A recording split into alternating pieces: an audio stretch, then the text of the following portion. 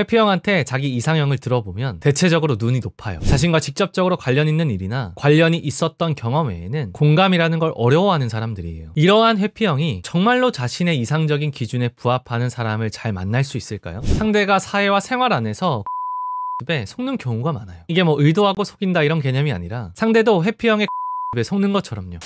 안녕하세요. 오늘은 회피형이 결혼하는 경우 3가지에 대해서 이야기해보려고 합니다. 요즘 다들 회피형 그러는데 도대체 회피형이 어떤 사람이냐, 정확한 개념을 잘 모르신다면 회피형 연애편, 인간관계편 이런 식으로 영상이 참 많습니다. 아래에 링크를 남겨드릴 테니까 꼭 시청하고 와주시기 바랍니다. 그리고 앞으로 이 채널이 국내 최고의 심리 채널이 되는지 미리 확인해보고 싶으시다면 지금 바로 구독해주세요.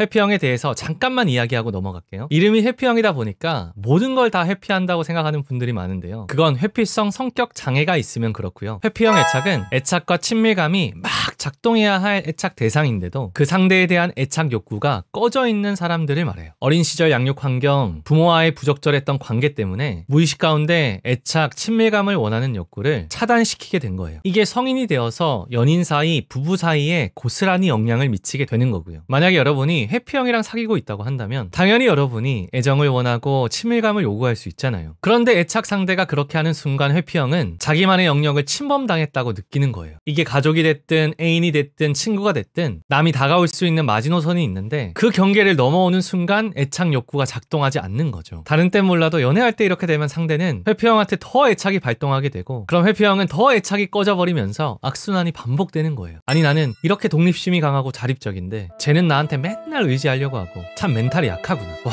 저럴 때마다 숨 막혀 죽겠네. 얘는 안 사귈 땐 안 그랬는데 연애만 하면 이런 식인가? 와, 못 만나겠네 진짜. 이렇게 자기한테 애정을 느끼고 애착을 요구하는 걸 상대가 가지고 있는 단점이라고 생각해 버리는 거예요. 물론 경우에 따라서 그 요구가 실제로 진짜 지나친 경우도 있지만요. 그러면서 회피형들은 어떻게 생각하냐면요, 저런 사람과 다르게 사람을 잘 의지하지 않는 자신을 우월하다고 느끼게 되고요. 자기 과시나 자기 애가 더 강해지게 됩니다. 이런 식으로 회피형은 자기 긍정, 타인 부정의 태도를 가지고 있어요. 일단 짧게 여기까지만 할게요.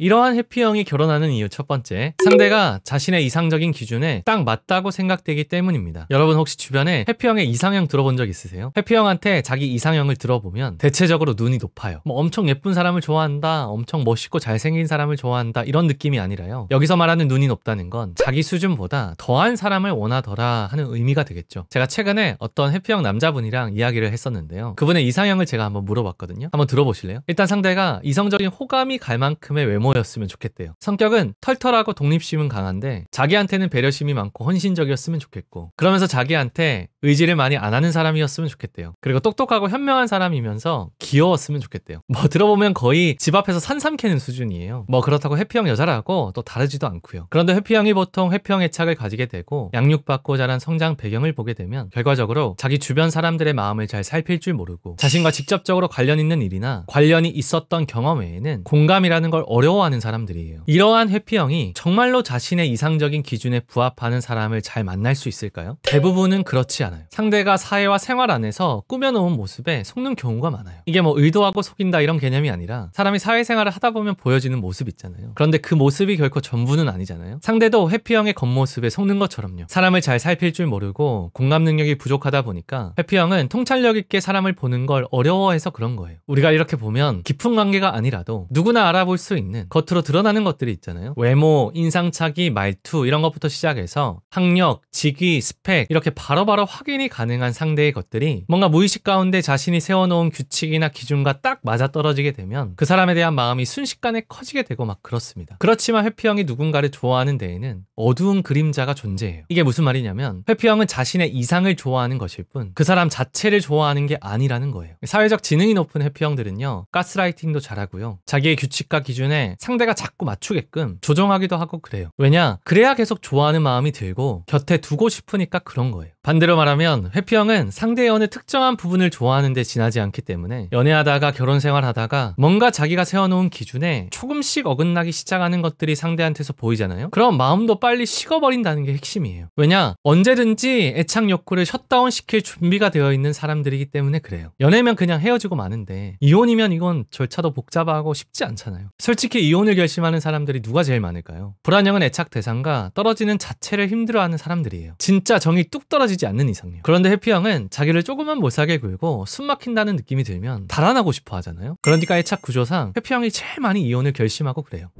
사회적으로 직위가 높고 능력이 많은 회피형일수록 자신의 이러한 이상적인 기준이 더 높고 견고합니다. 고집도 세고요. 자기 과시욕, 자기애도 강하고요. 이런 걸 심리학적으로 미성숙한 자기애라고 하거든요. 이러한 자기 우월함을 더 드러내기 위해서 배우자를 고를 때 이러한 자기의 이상적인 기준에 더 집착하게 되고 그런 거예요. 솔직히 이러한 특성이 지속적인 애정, 애착을 지탱하기에는 너무나 약한 감정이라서 상대가 이 모든 걸 다 알고 진짜 이 사람을 진심으로 케어하겠다, 난 이 사람이 그래도 좋다, 이런 사람 아니고서야 결혼을 진짜 신중하게 생각해 보시면 좋을 것 같습니다. 특히 불안형이나 공포회피형 분들이시라면, 또한 서로 의지하고 교감하는 걸 중요하게 생각하는 분들이시라면 더 신중하셔야 돼요. 아시겠죠? 회피형이 자기 객관화를 하면서 자신의 부족함을 알고 함께 노력하라는 의지가 있느냐 없느냐가 정말 중요합니다. 그런 의지가 있다면 그래도 고려해볼 만한 것 같아요.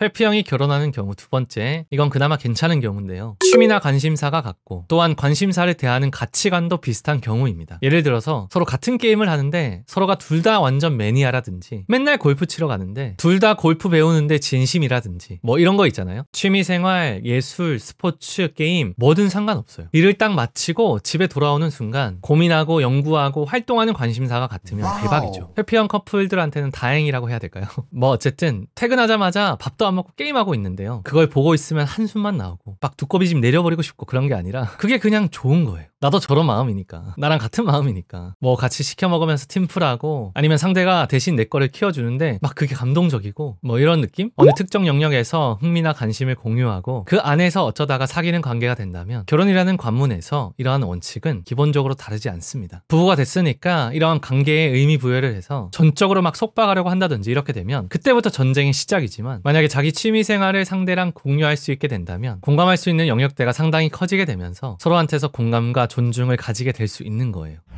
하나의 좋은 선례로 어느 연구자 부부가 있었는데요. 이분들은 좀 드문 케이스지만 둘 다 회피형이에요. 늘 이 두 분은 같이 시간을 보내지 않아요. 서로 다른 분야이기도 하면서 연구를 해야 되다 보니까 퇴근하는 시간이 제각각이고요. 툭하면 밤새는 것도 일상이에요. 같이 식사하는 것도 휴일뿐이고, 이렇게 딱 한 번 하는 식사인데도 학회 일정이나 출장이 생기면 못하는 경우도 많아요. 또 남편이 유학 때문에 2년 동안 떨어져서 지낸 적도 있었는데요. 서로 둘 다 연구를 위해서 당연한 거다 이렇게 생각하는 거예요. 이럴 수 있는 이유가 뭐겠어요? 이럴 수 있는 이유가 바로 둘 다 관심사가 같고 관심사를 대하는 가치관도 비슷하기 때문에 그렇습니다. 그리고 여기에다가 남편은 쉴 때 바이올린 켜는 걸 좋아했었고요. 아내분은 플룻 연주하는 걸 좋아했어요. 그래서 한 번씩 곡 하나 정해서 합주를 하면 그렇게 재밌을 수가 없었대요. 이런 공통 취미도 결혼 생활을 유지하는 데 여러 몫을 감당해 주는 거예요. 또 재밌는 게요. 그 외의 시간에는 일절 서로 간섭을 안 하고요. 방도 각자 방이 따로 있고요. 각자 하고 싶은 거 하면서 그냥 사는 거예요. 이러한 생활 패턴에 전반적인 의견이 서로 일치하다 보니까 아무런 마찰 없이 결혼 생활을 잘하고 잘 지내고 그렇습니다.